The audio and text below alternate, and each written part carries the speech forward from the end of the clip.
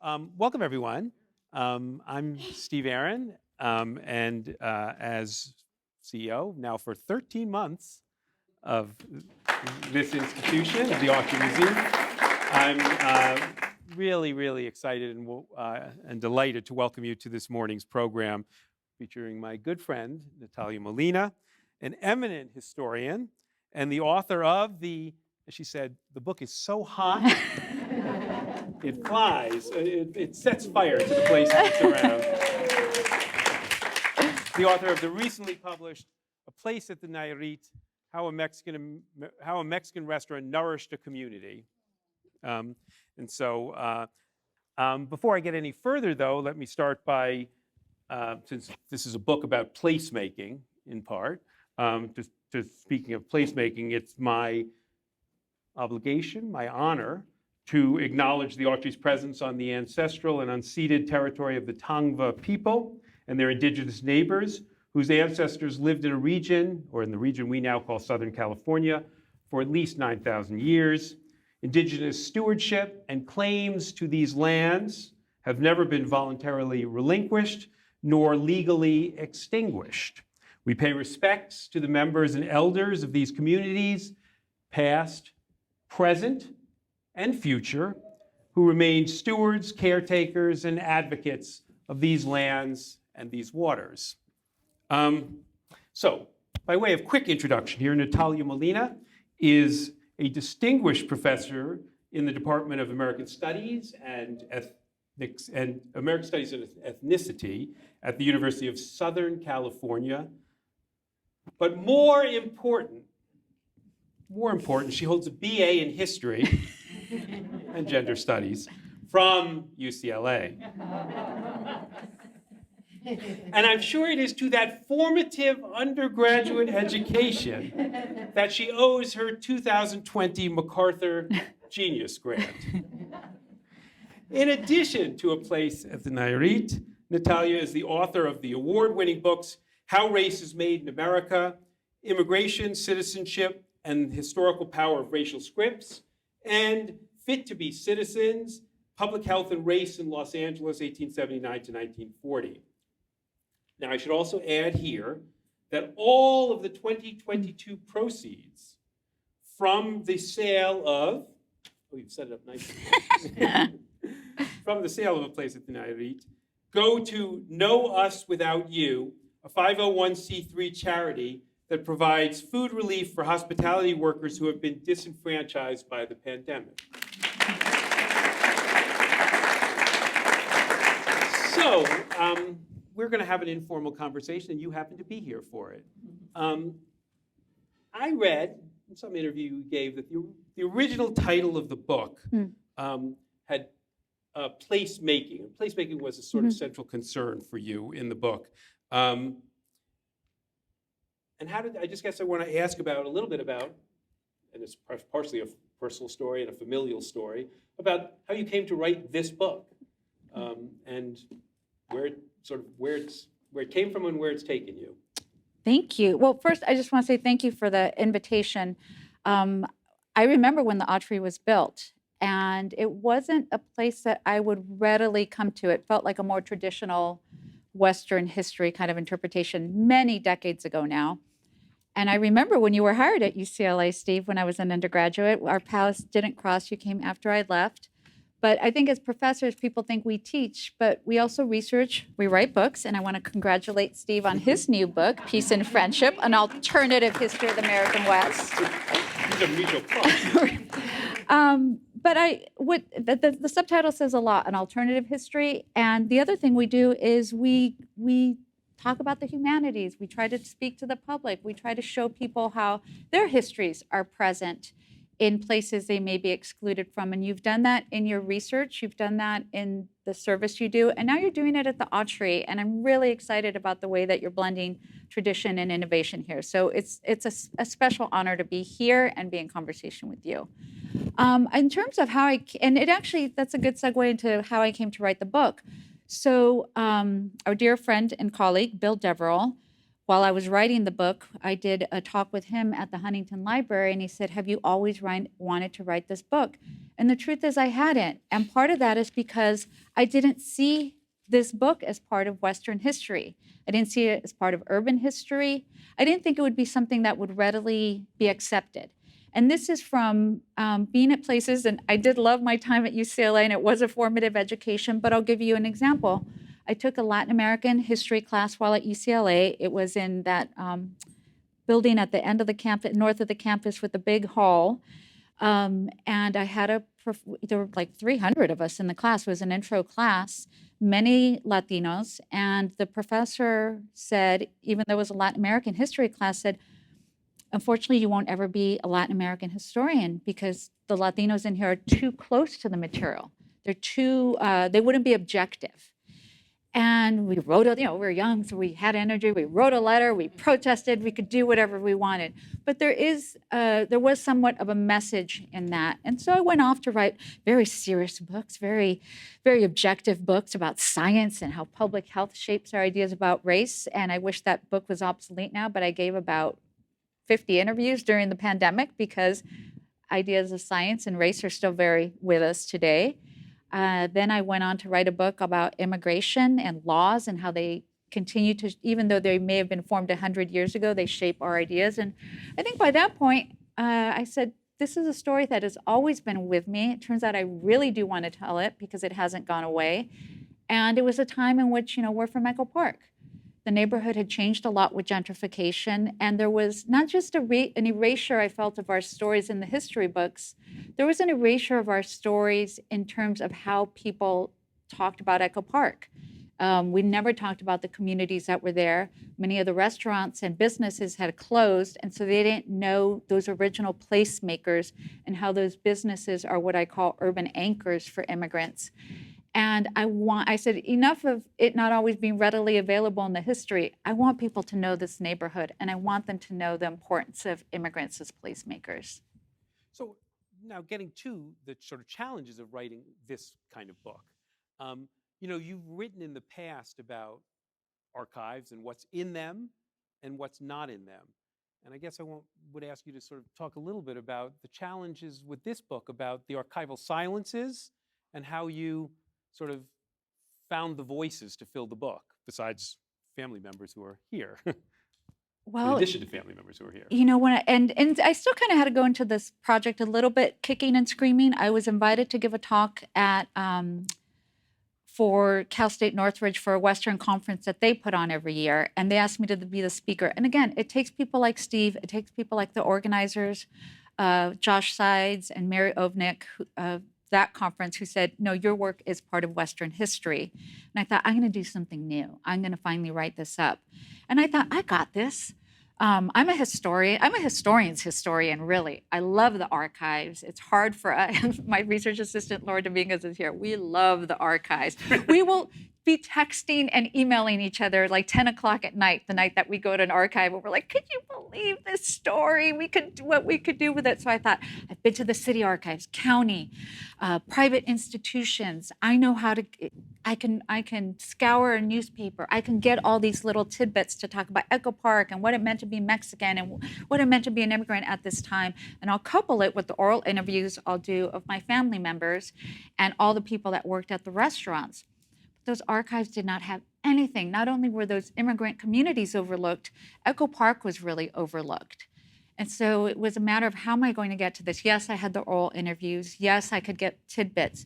And then one day it came to me, I remembered my great aunt, my tia Chayo, being on her porch in Echo Park, reading a Mexican newspaper called El Echo.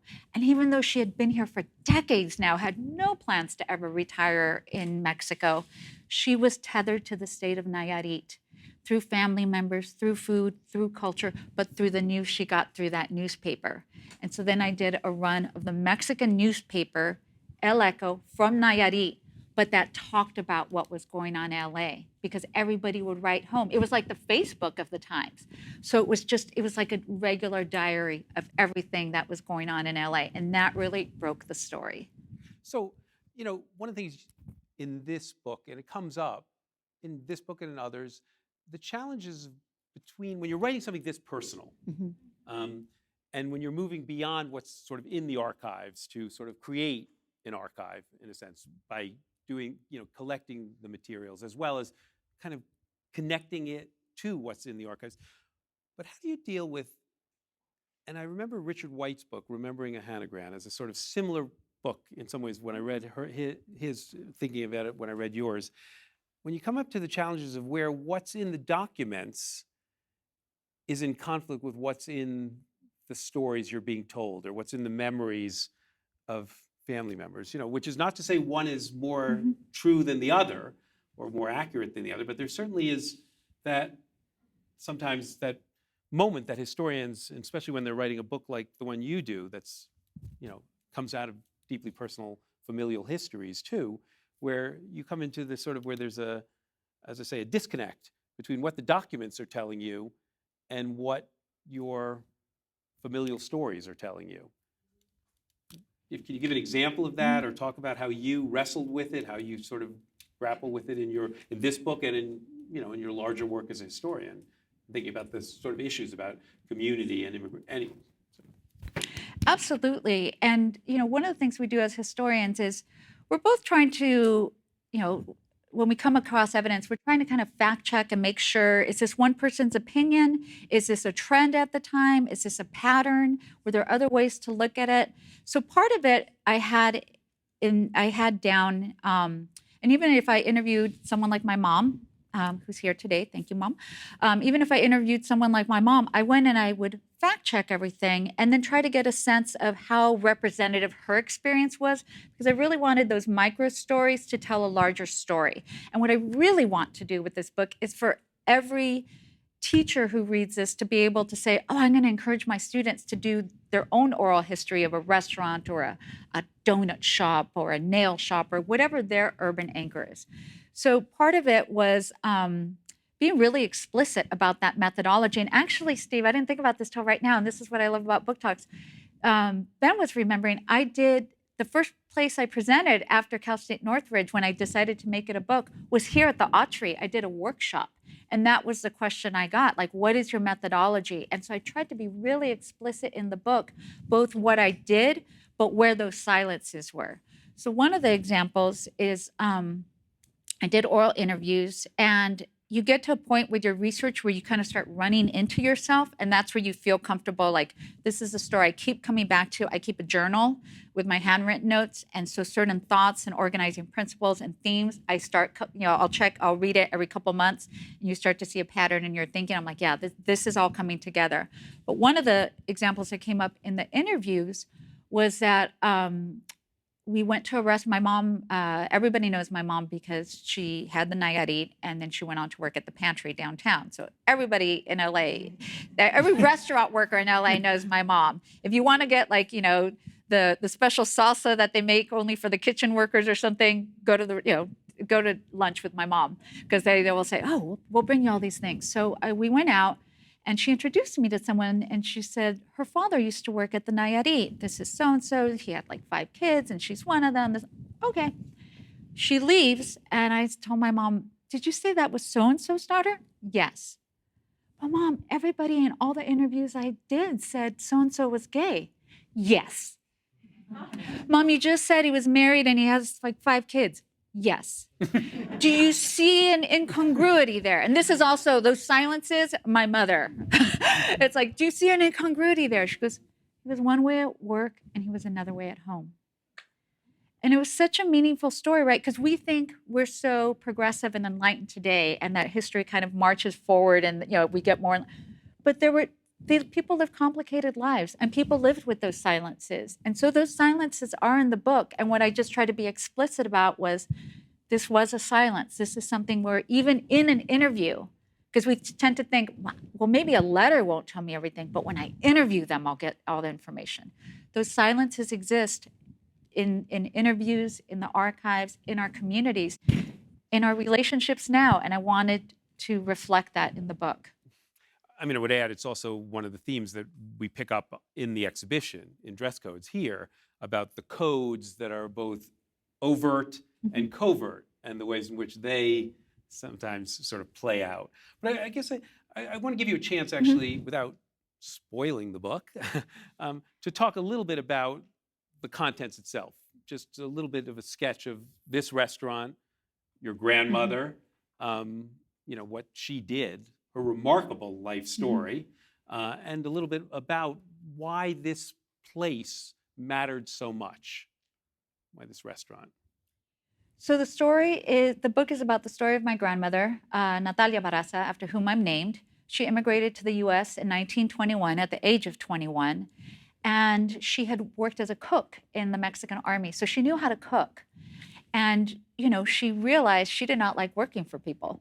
So, and, that's another thing. She would have never gotten ahead if she had, even though she was the hardest worker and everything, she just wouldn't have gotten ahead. There were very few roles for women at that time, especially Mexican women. She could have worked had her own boarding house. She could have been a cook, a nanny, a housekeeper, and a garment worker. And she realized that is not ever going to get me ahead. So she opened a restaurant during the Depression.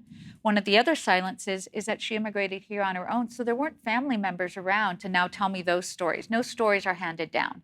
She opened another restaurant based on, riding the wave of World War II prosperity near Alvera Street. So she had a sense of location. People are attracted here.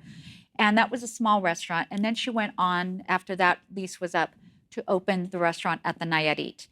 And what to me is special about this restaurant, and it's so reflected in my upbringing growing up in Echo Park, is it's not a monolithic ethnic enclave.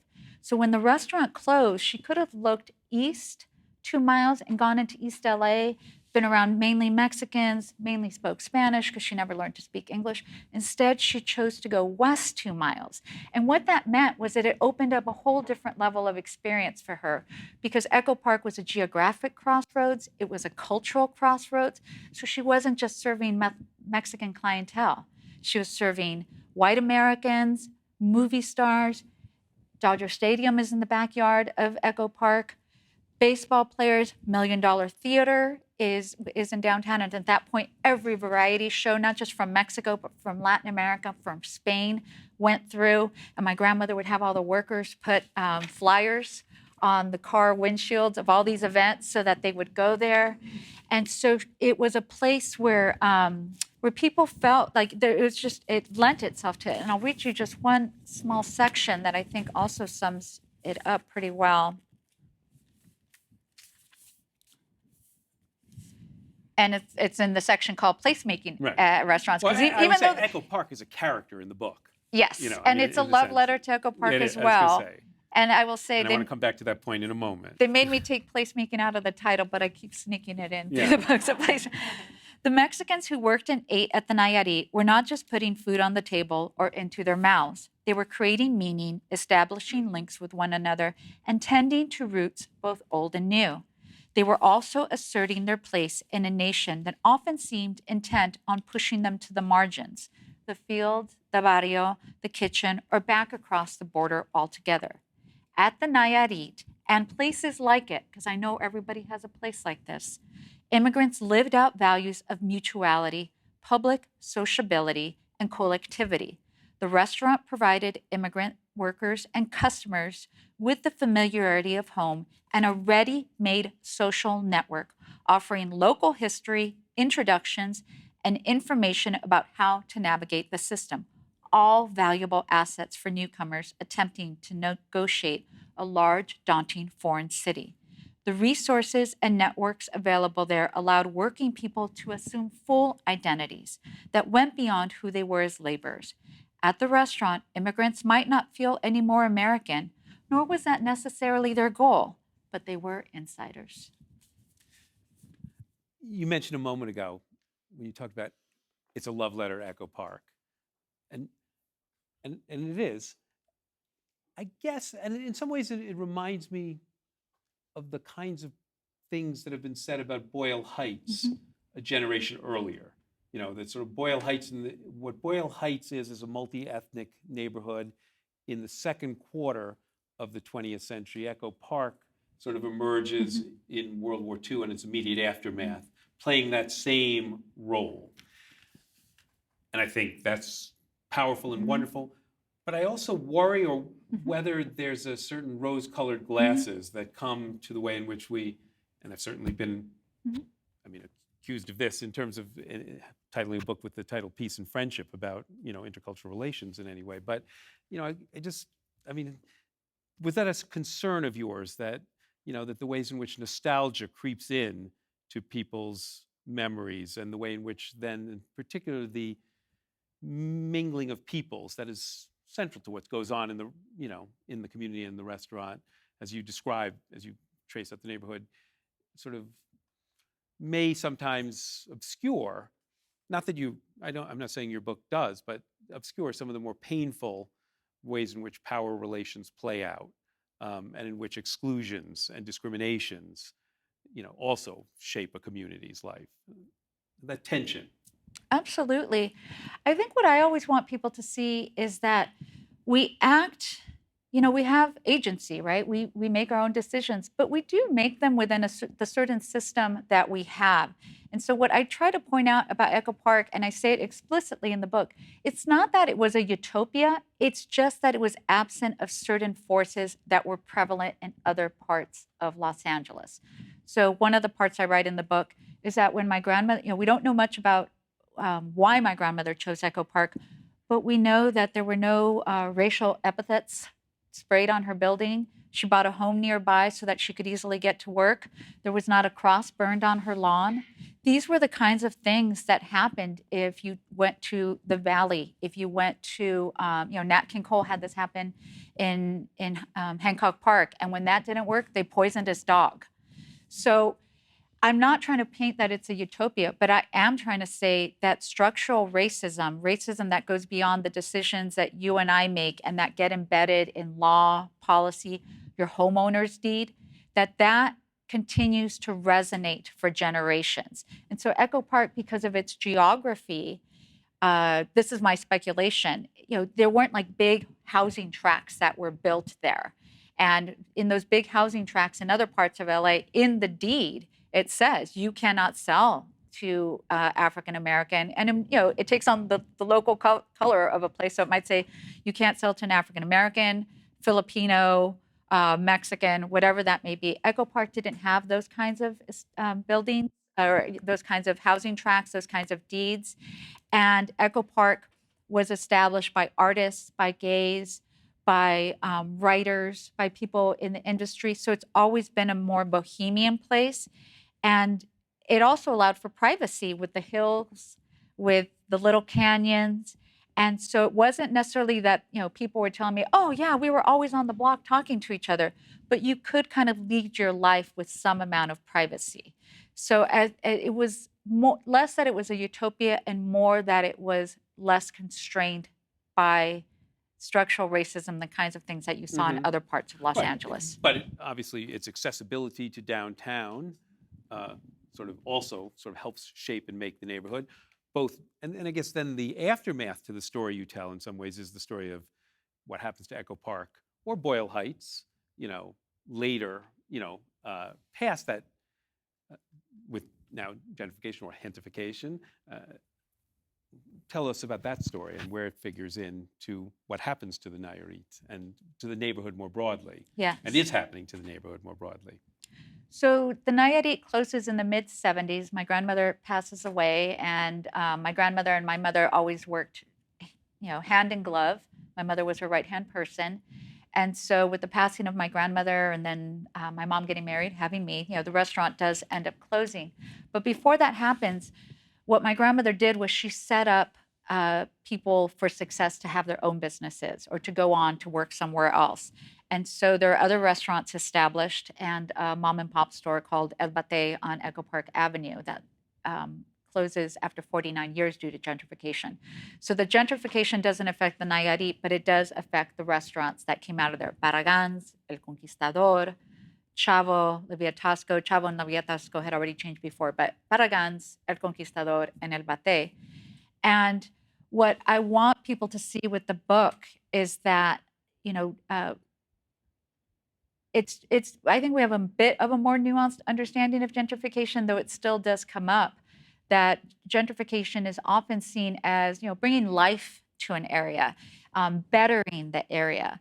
But if the residents and business owners and entrepreneurs can't continue as they were, then the very reason that people are moving into neighborhoods are the very thing that is changing along the way. And so the goal of the book is also, is for us to think about gentrification, and not to say like to move into a neighborhood is bad and people that do that are bad. I know that, a lot of those folks are also working on neighborhood councils and reaching out to neighbors and doing things. But to say, again, there is this phenomenon. And if we're changing a neighborhood, what are ways that we can continue to make those areas affordable? Do we need to talk about rent control? Do we need to talk about mixed use housing? Do we need to talk about jobs programs for those from the neighborhood? We talk about democracy with a big D as if that's something that just happens at the national level. Let's talk about democracy at the local level and our neighborhoods, and make sure that people continue to have access to space, to neighborhoods, especially if they've been there for generations.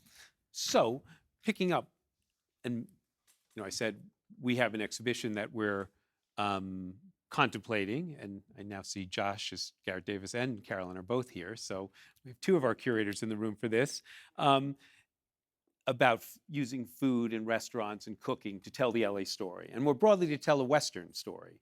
And I guess I want to tap you as an advisor here to talk about how how that could play, especially because right now the Skirball. I don't know if have you been to the exhibit they have on. The Jewish, I'll have what she's having, the Delhi exhibition show, which is again out there. How do you use? What are the pieces of advice you'd give us in sort of putting together a project like that might sort of have a little section on this restaurant and the like? The wonderful thing is we all know about food is that it brings communities together, right? So we know we tend to think about communities in that way. But food, it offers us such a lens to so many things. So if I can use this, but I just want to add, because one of the things you talk about your grandmother is she didn't sort of do what other Mexican/American Mexican-American restaurants did, which was to whitewash or change the cuisine to make it more palatable, or at least perceived to be more palatable to outsiders and to Anglos. She continued to quite determinedly cook in the local. So, Steve, that was my intro where I take something people are familiar with and then I'm going to change it. So we think of food, providing this community. But food offers us such an insight into the social, cultural, politics, economy. And so when she opened this restaurant, I can't say it was like the most authentic Mexican restaurant ever, because she didn't have access to the same kinds of foods that she would have if she'd been in Mexico, though she did try. And so, if family members came, they might bring dried shrimp. She would go to Tijuana and make regular round trips in order to bring food. But she was very committed to making the food as authentic as possible. Like everyone else, she would do her taco enchilada plate because she wanted to bring in different people people that weren't as familiar with Mexican food. But she also made food that was, from the region, using cuts of meat that now people get a James Beard Award for. She used pig's feet, she used organ meats, she used cheeks. And I have the restaurant reviews from that. And one of the reviewers says, if you go, use an eyedropper when you use the chili, because it is smoking hot. So, just all these different things that she did. And I really want to make clear in the book that food is also a political act. This is a time until when Mexicans are admitted into the U.S. as citizens, it's in the legacy of the U.S.-Mexico War in 1848. And they admit Mexicans in as citizens because we have read the book, if you read Steve's book, if you want the larger story, but oversimplification. But basically it's like, well, now we got this 1/3 of the land from Mexico. What do we do with all the Mexicans living here? I guess we have to give them citizenship. But at that point, it's only whites who have citizenship. So while they're legally white, they're not culturally, socially accepted as whites. That's part of the tension for years. And so there's court cases to try to say they're indigenous, and our indigenous people don't have citizenship. That's right. Even, speaking about the Tonga and Gabrielino and their lands, even though this was their land, they didn't have citizenship. And so it's this constant battle to 1940. So for my grandmother to open a restaurant that's called the Nayarit, which is an indigenous word, for her to serve Mexican food that she does not try to whitewash, for her to bring staff from Mexico, and she brings them documented, not because she had a problem with undocumented, but because she wanted them to be able to work front of house and to have different opportunities, even beyond the restaurant. These were all political acts that people understood, and people would come from all over, because that restaurant sign that she had lit, which was a neon sign, which was also very different for that time period to invest in that. This was a time when Mexicans from the Central Plateau were the main people that would immigrate. So they might not be from Nayarit, but they might be from Sinaloa. And they would say, Nayarit. And one of the women who comes to work here, Lupe Reyes, she wasn't from Nayarit. And I asked her how she came to work at the restaurant since she wasn't sponsored by my grandmother. She said, I lived in East LA and I was working in East LA and I heard of that place. And I thought, oh, that's someone from Nayarit, right? Because it wasn't called like El Sombrero, El Zarape, right? It wasn't something like that. She really wanted you to know where she was from. And the fact that it was called the Nayarit would spark conversations around it. So I guess I'm going to open it up for the audience questions in a moment, but let me finish with two. One, as the book took you on your journey. And it takes you on a journey. And your personal, in terms of, well, what's the most surprising thing you found in writing the book and that's in the book, in a sense, to you, both in terms of kind of where it took you and where it sort of takes you in terms of thinking about a larger history? I mean, there's so many little parts to that. But in terms of what surprised me, I would say that how much people wanted this story told. When I gave that talk at Cal State Northridge, I was like, this is a one and done thing. I'm going to publish this as an article and I'm done. But people came from all over. And it was a Western history. Well, I'll tell you this story, because it was a Western history conference. And I had lunch and I sat down next to someone who I didn't know. And it brought a lot of people from the community, a lot of people that were interested in more traditional Western history. So I sat next to one of those people and he said, "Who are you?" I said, "I'm the speaker for tonight."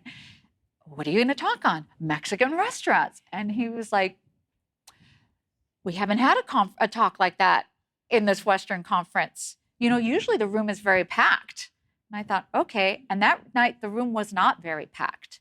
And I told the conference organizers, "I'm sorry, you invited Keynote to bring people in and all this." And they were thrilled. They said, "It may not be packed, but we've never seen these people." Because they were from Echo Park, they were from Highland Park, they were from Boyle Heights. They were a large Latino crowd who just wanted to hear their history, who'd never seen it told in Western history. And so part of it was seeing that, again, we're used to this as historians. We're used to this when we teach class. When I teach about the Bracero program, the U.S. guest worker program with Mexico, when I teach about repatriation, deportation during the Depression, where LA lost 1/3 of its Mexican community, I always have students come up to me after class. "Why didn't I never know that? Why didn't I know Chavez Ravine existed? Why didn't I know this?" But now I was seeing it that even people that weren't even talking about like formal learning were seeing that they felt invisible in neighborhoods. So that was very poignant. I think what this also brought to me in terms of like my journey is I've done K through 12 workshops in the summer for years since I started my career. I used to be the head of the history science project at UCSD that we did K through 12 teacher training during the year. And in that way, that pandemic, we had time to do different things if we were lucky enough that we could work from home. USC has a really good, and many universities now have a GIS mapping workshop. So I got trained in GIS. How can we see this as a spatial story? How can people tell the story? And then how might they put it together on a map, a digital map, just like you're filming this today because you want to share it. We have now learned in the humanities, whether you're a museum, a teacher, an author, you need to figure out different medium to make it accessible. Disabilities, wealth, people working, we need access. And so I want to make this story as accessible as possible because I want people to make their story as accessible as possible. Eloquently stated. I guess I'm going to finish with one and then we'll open it up, which is my What's next for Natalia Molina? Well, just like this story had been simmering, when I was a graduate student, I got a grant at the Huntington Library, and I hunkered down. I had a desk there. My good friends, I see the little hand, Cheryl Koos and Carla Biddle, wonderful historians themselves. I met them there. I made lifelong friends. I loved it. I wrote my entire dissertation there. But it could have been, sometimes it was a little bit lonely. I was often the only Latina, sometimes the only person of color in the reading room at the Huntington Library. And I invited my dad come to have lunch with me one day, and we walked through the gardens and we went to lunch. And he said, "What an amazing opportunity you have. What a beautiful space this is." And I shared, it's a little intimidating sometimes. And he leaned in, he said, "Miha, why would you be intimidated? We built this place." So true, right? 100 years ago. The official history of the Huntington yet. And so 20 years later, I get invited to the Huntington. And again, it's not just me, it's the people that make these things possible for me, that open the doors. And so Jenny Watts was curating an exhibit, and James Gosselin, for 1919, the 100-year anniversary of the Huntington. "Will you be a consultant on it?" Sure. So they showed us all their archival materials. There was one sheet, a payroll sheet, that had last names, Latino last names, one initial for the first name, and their pay scales, and an M next to all the pay scales. Is the M Mexican? Is the M something else? That was the document that launched 1,000 questions for me. I remembered my conversation with my dad. And so now I'm writing that history of the Huntington, not from the perspective of one great man, Henry Huntington, but from his Mexican workers. Wow. I should add, she's doing that, though, with a sort of, somehow got talked into as a side gig, being the acting director of research at the Huntington at the moment. So it's quite a story to be the only one in the reading room in charge of, having a fellowship there, and sometimes feeling a little on the margins too. I'm now in charge of that. I don't know if they know what they've done in doing that. You all have access now. No, they are also like the Autry moving in new directions, DEI plan, very exciting. Right, but I often, maybe I should kill the YouTube on this part. See? No, because I often say, in terms of our resources center, which we are going to open on October 22nd, we have I think, a much more democratic, small d, vision of who the research community is, who should have access to our collections, our archives, and be able to sort of, use it. Whereas the Huntington, at least, some of your predecessors, certainly had both an Anglophilic sort of style, and also the Huntington long restricted access to its collections to people who came not just with the appropriate academic credentials, that a PhD or at least be advanced to candidacy for a PhD, but had to get letters of sort of recommendation, really basically testifying to their moral fiber or some such thing, I guess. It's changed. Okay. We're all learning. We're all learning, and we're all growing together, I think. So let me open it up here to questions. Do we have a microphone, Ben? No microphone, so just speak up. I'm sure we have some. Yes, over there. Yeah.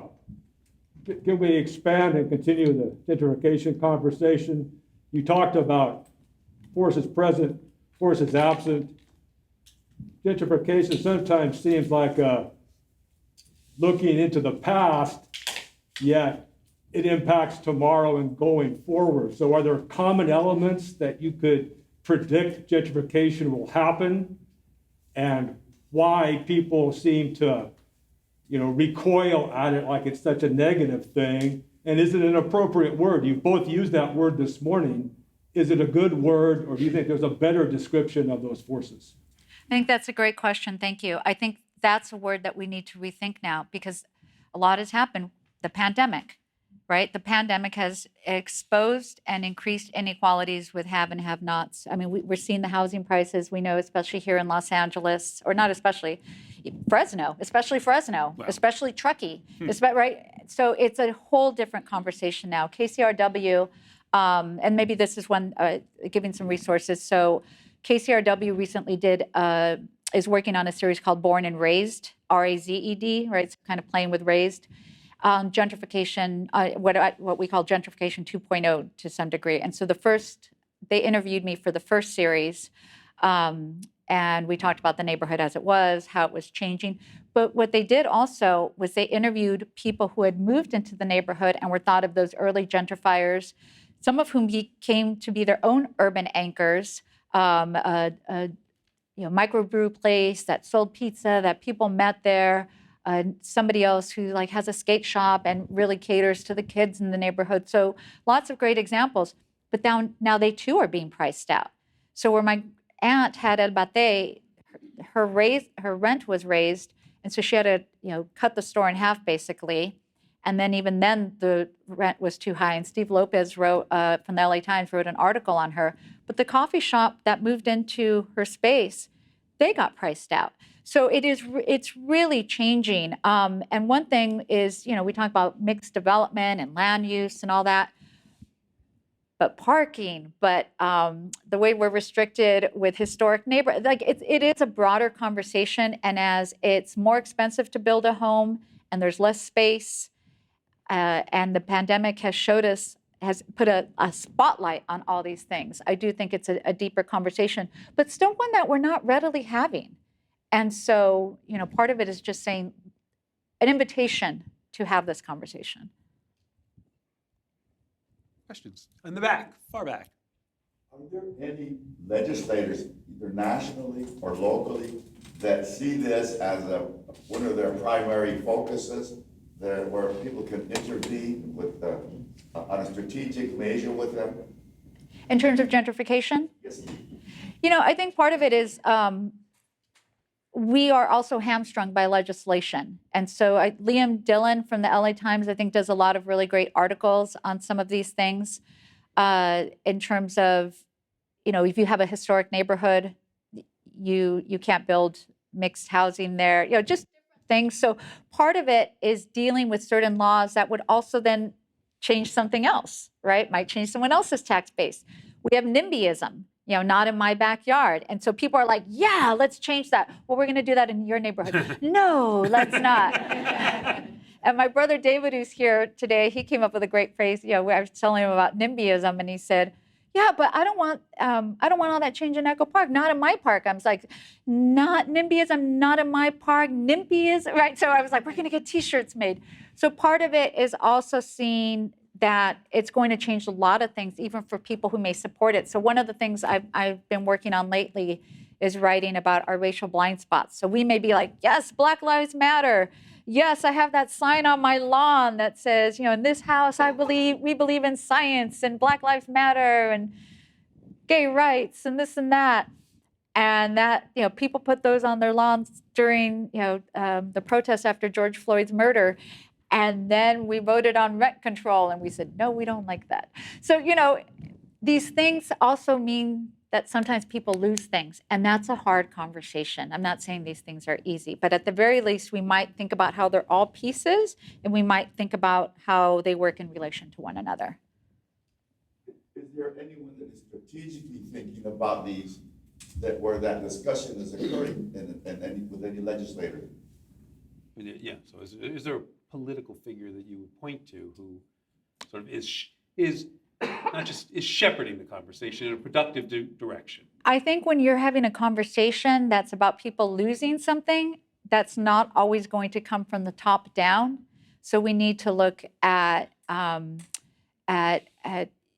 community groups, CBOs, more than from the top down. I mean, just look at the mayoral race, right?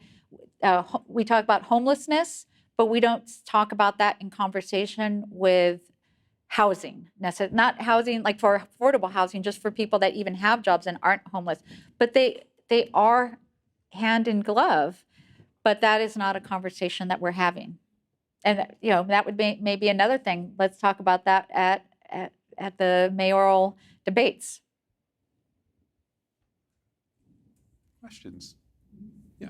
I would just say, check out the Unidad Coalition in South Los Angeles, doing a lot of work on land use, and gentrification issues, primarily the impacts of USC in the South Central community, and a lot of good work has come out of that coalition, so you might want to look at that.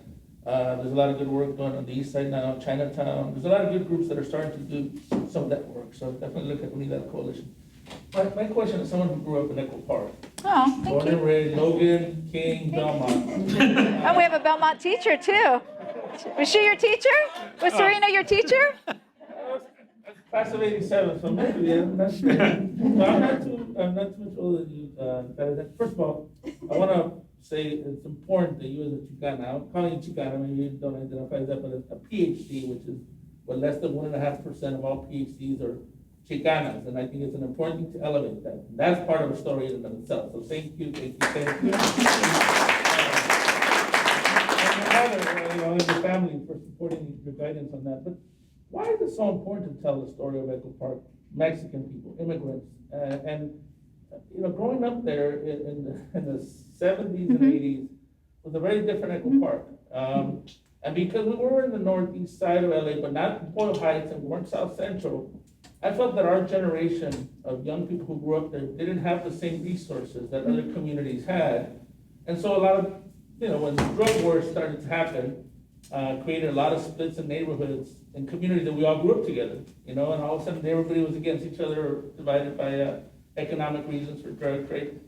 But why is it so important to tell that story of Mexicans in Echo Park in the current moment? I mean, talking about kind of like the social components of gentrification, but the stories of people that are being kind of physically erased, even though there's a lot of Mexicans still in Echo Park, there's a lot of Latinos still.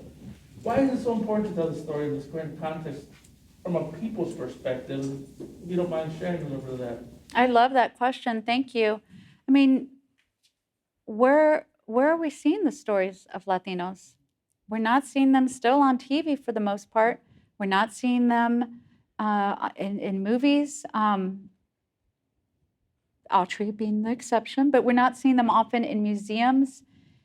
We're just not seeing them in other places. And what that does, USC has this study, the Annenberg School, that, they take a 5-year period recently, I forget what year it ends, but, like 2020 or something, 2015 to 2020.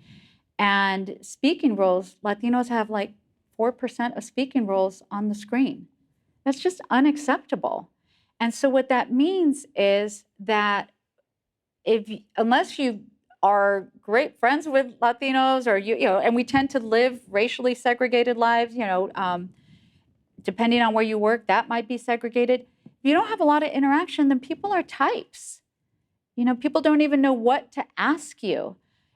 And as someone who does urban history, that's spatially tied as well.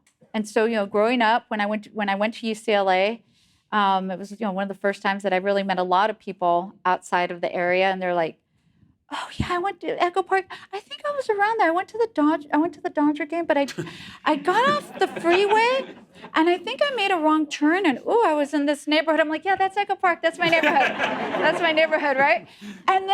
And you conflate space with people, and I was like, oh, you're from Echo Park. Same thing happened to me when I went to graduate school at University of Michigan. Mi Vida Loca had come out. That's like the one thing that people would associate with Echo Park. And so I remember the first time I told someone I was from Echo Park, I thought, how are they going to know where it's from, right? Where that is. I'm in Ann Arbor, Michigan. And the person went, oh, okay.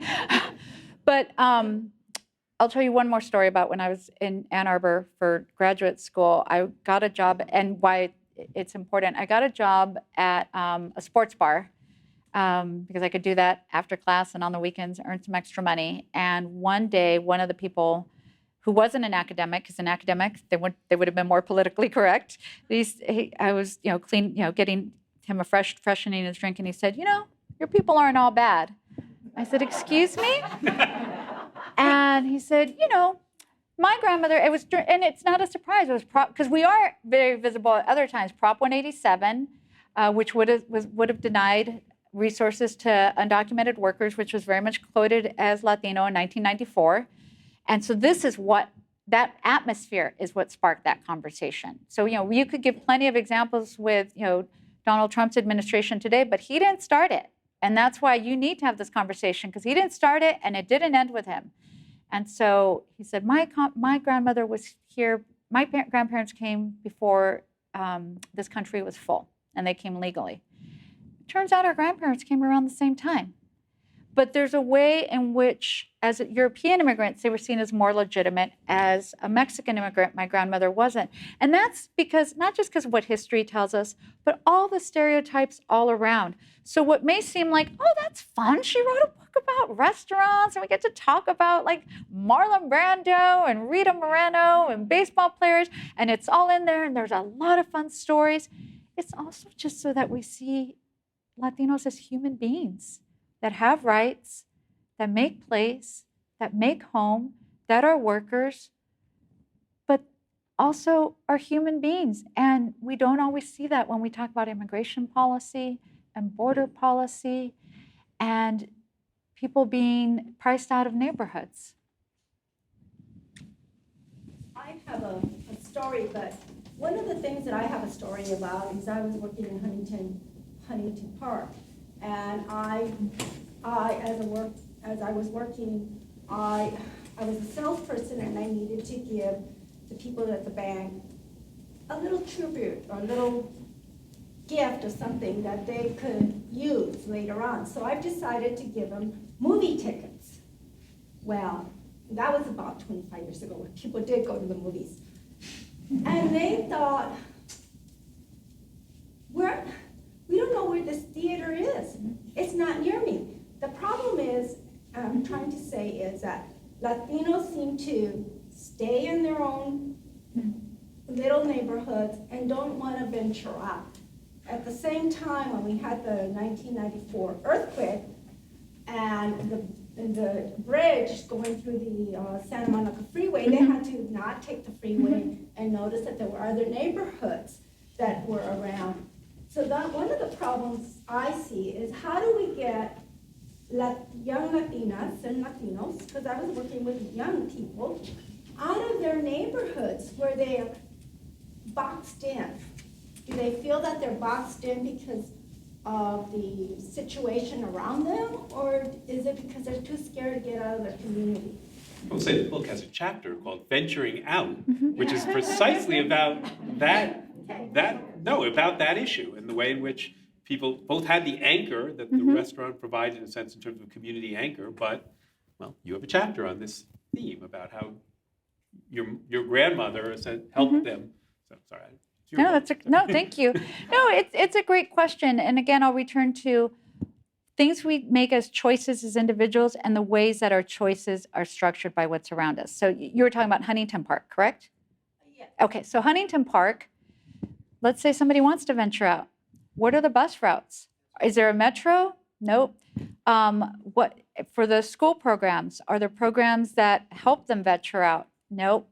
The rail lines that go through there. I worked in Huntington Park at Huntington Park High School. I was just shocked at the smell with the dog food factory, right? The way my students, again, Echo Park, its geographic location at geographic crossroads allowed us opportunities. My brother worked at Groman's Chinese Theater. Luis Alfaro, our treasured playwright, grew up in Pico Union. Pico Union that has a ton of inequalities, but centrally located, he worked at the Music Theater. He's now one of our leading playwrights of today. We had opportunities that, my students, they worked swing shifts and they worked making boxes at factories. They just didn't have those things. Yes, I'm very proud to have a PhD and, very small percentage of people. And not only that, as a full professor, that's like the highest you can go. Very few. But those things were made possible by pipeline programs for me. Programs that showed me how to get, UCLA had an exchange at the time with the East Coast, with Yale. What did we know about Yale, right? I didn't go to Yale because I thought, I want to go to Yale. I went to Yale because somebody said, I was excited to know something. So I was like, I'm going to get a master's in urban studies and I'm going to work at City Hall. That was my big dream at that point. And somebody said, go check that program out. I showed up in shorts and a t-shirt, like I knew nothing. And I went to Yale and I told my dad, and he said, I'm so proud of you, but why does everybody look at me so strange when I say I'm so proud of you? I said, well, what do you say? He goes, I'm so proud of my mija. She went to jail. You know? So many of the things that I was able to accomplish were because I lived in an area that I could take the bus places. I had cultural institutions that I had access to. People in my neighborhood did that for us. And then I was able to go to a school where there were other programs like that. So I think it's really important to think about those structural things that make that more accessible to people. I have a big accent, but also a lot of Latinos, they get discriminated by the, high Latinos. Maybe that's why they don't want to adventure to other areas. Yeah, there's a lot there, but definitely one thing is just how easy or difficult we make it for people. David, I'm going to give you, we have time for two more. David, I'll go there and then in the back. David first. The conversation about the Nayarit restaurants reminds me of a prior exhibition the Autry did maybe 20 years ago on Gold Mountain. We talked about the Dragon's Lair in Chinatown, which was a place where movie stars and baseball players and all of that went for the exotic food of China. My question, though, has to do with, you spoke earlier about El Echo, the newspaper. And did it get its name from getting stories from Echo Park region, or is it named that way for another reason? It didn't, but what a strange coincidence, right? And I will tell you just something quickly about El Echo, which is the other reason I wrote the book, or that to me the story just belied a lot of the ways that I had seen other stories told. So one of the things that for immigrant histories that people often, or just immigrant stories, we talk about hometown associations, and hometown associations, if we start the story there, are often about men. It's often male leaders that start it. And for me, what I saw coming from a family with so many strong women was so much of that community making happened at a restaurant. And we don't always acknowledge that for restaurants. And the Echo, what I saw there was that, because it does end up getting started in relationship to El Echo. The Nayaritas here wanted to remain here, but they wanted to stay tethered to the Nayarit, or to Nayarit, and they honored the editor of El Echo here in Los Angeles. And he was the one that would leave Mexico and go from town to town to town throughout Mexico, then cross the border and come over here. And he linked communities that way. So it was the way they built communities through the restaurant, the way that the newspaper enabled that, and that he actively did it by having conversations.